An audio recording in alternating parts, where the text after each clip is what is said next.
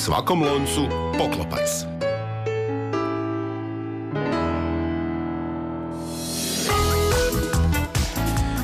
I eto tako, dok imamo u najavi popuštanje ovih mjera, malo ćemo moći lakše disati, liberalnije i hodat po vani i koristiti i trgovine i tako dalje. Ako se malo vratimo nazad u prošlost, prije 2 tjedna smo vam najavili skoro osnivanje jedne internetske stranice koja bi trebala donijeti bazu OPG-ova širom Hrvatske po županijama koji će putem interneta nuditi svoje proizvode i dostavu. U međuvremenu stranica je zaživjela, stranica postoji i iz dana u dan sve više OPG-ova je u bazi, ali i korisnika. Stranica se zove OPG2Go, piše se OPG2Go, naravno .com, ako želite potražiti, a iza nje stoji jedan mladić koji je zapravo čak i iz nekakve osobne potrebe odlučio pokrenuti tu stranicu. Dejan Grepo. Dejane, dobar dan. Pozdrav, dobar dan i evo pozdrav svim slušateljima Hrvatskog radija. Pozdrav i vama još jednom.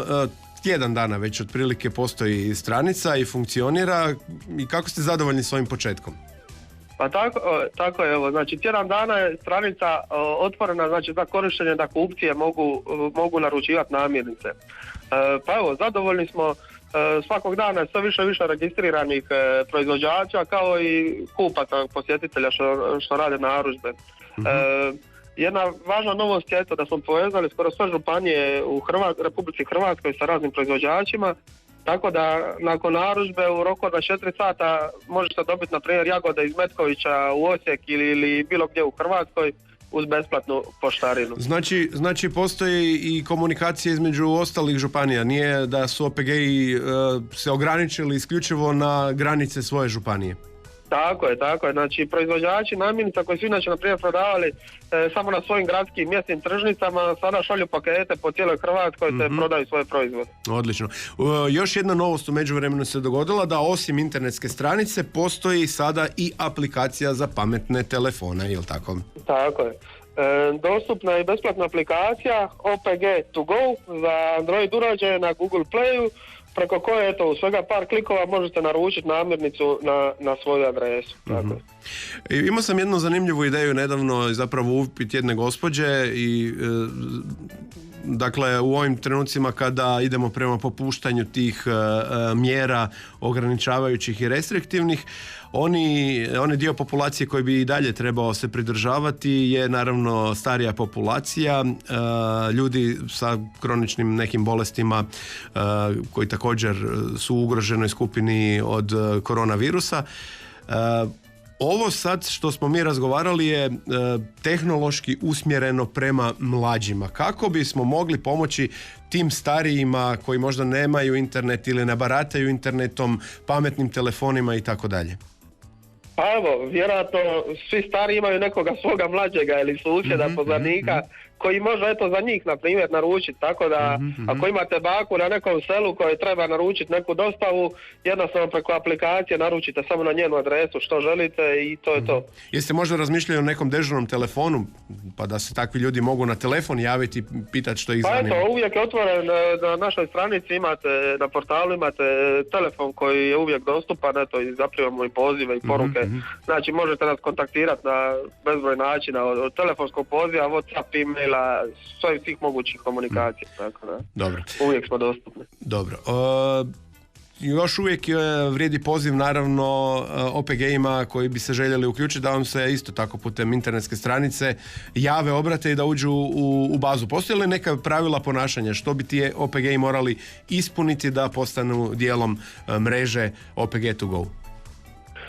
Pa pravila ponašanja, kako ste rekli, znači da prodaju hrvatske namirnice i po dogovoru s njima uvijek nudimo besplatnu dostavu da se to što više promovira, ta besplatna dostava, po mogućnosti da uključe tu dostavu u cijenu proizvoda.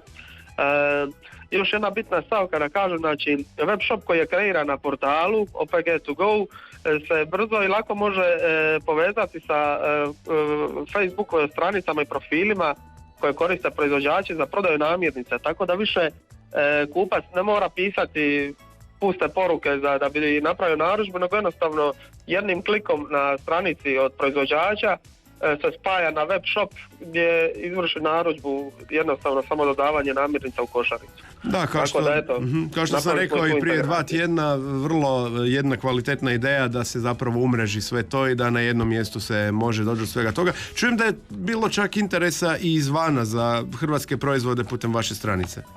Tako je. Vijest o portalu se proširila i van granica Republike Hrvatske, tako da su nas kontaktirale i neke inozemne kompanije koje se bave prodajom namirnica, te su zainteresirane za ovakav koncept prodaje kao što je portal OPG2Go i mobilne aplikacije, a isto tako su i zainteresirane za uvoz i prodaju hrvatskih proizvoda na svome tržištu. Pa eto, sad smo u nekim pregovorima, tako da ćemo vidjeti. Nadamo se da će biti neka uspješna suradnja u vezi toga isto.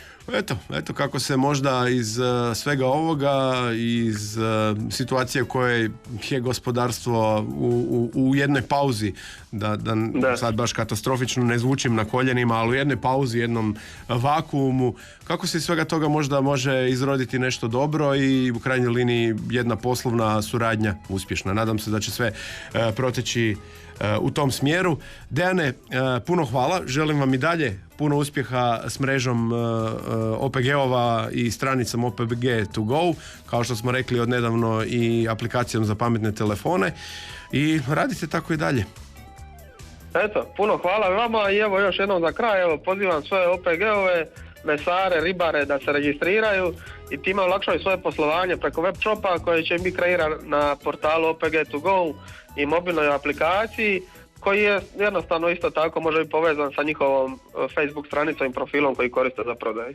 A to vam sve govori čovjek koji je po zanimanju programer i zato sve to tako je on povezao, sve funkcionira, tako da možete imati povjerenja što se tehničke stvari tiče da će biti sve besprekorno, jel tako, Dejane? Tako je. Ajde, puno uspjeha, hvala vam. Hvala puno, pozdrav još jednom. Pozdrav, do slušanja. Bog.